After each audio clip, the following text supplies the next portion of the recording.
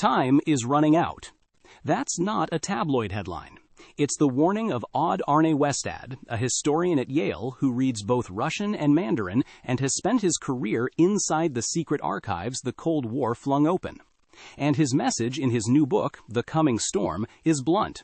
The world today looks frighteningly like the one that stumbled into catastrophe in the summer of 1914.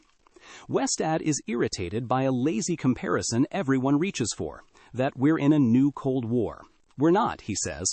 The Cold War was bipolar, two superpowers, relatively predictable.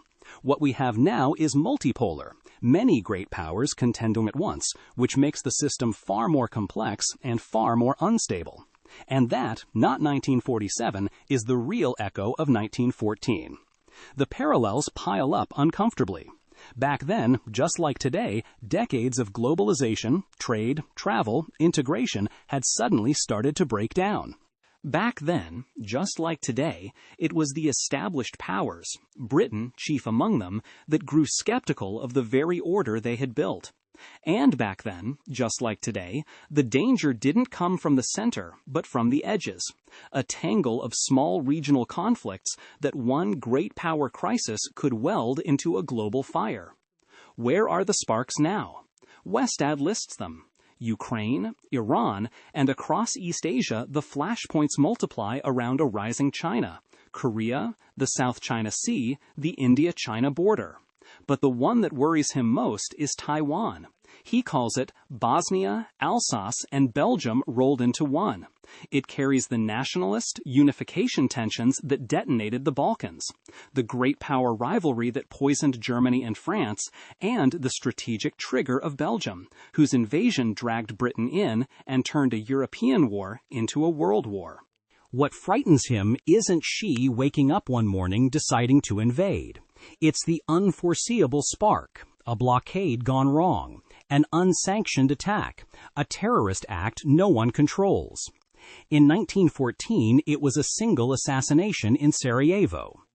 His comparison of China's rise to Germany's is precise and disturbing. In 1914, there were serious voices in Berlin asking, why not now? Why wait, when we may never be this strong again? Westad believes that view exists in Beijing, too, held by some serious people, that if a Taiwan crisis came, waiting might look like the worse option. The math of great power war is what we've forgotten. Almost no one alive has lived through one. He offers a single chilling statistic. As many soldiers died in the first 2 weeks of the Somme in 1916 as in all great power wars between 1815 and 1914. That's a scale of horror, he says, we are no longer capable of imagining, and the picture shouldn't be flattened into simple doom. Westad is careful. Russia didn't invent European populism. That grew from real domestic insecurity and underperforming economies. America's withdrawal didn't create Islamist extremism. These forces existed before. What outside actors like Putin do, in his telling, is maximize and polarize them, sowing chaos through hybrid warfare, because they believe division serves Russia. And he insists Russia is not a rising power, but one in steep decline, which, history warns, can be even more dangerous than a rising one. On the newest accelerant, he is sharpest, AI. Just as railways, telegraphs, and battleships drove nations toward fear rather than cooperation before 1914, AI now speeds conflict to a tempo unthinkable a few years ago. His red line is absolute. Humans must stay in the loop at every level of nuclear decision-making. Taking them out, he says, has all the hallmarks of a total catastrophe. So how do we get out of it?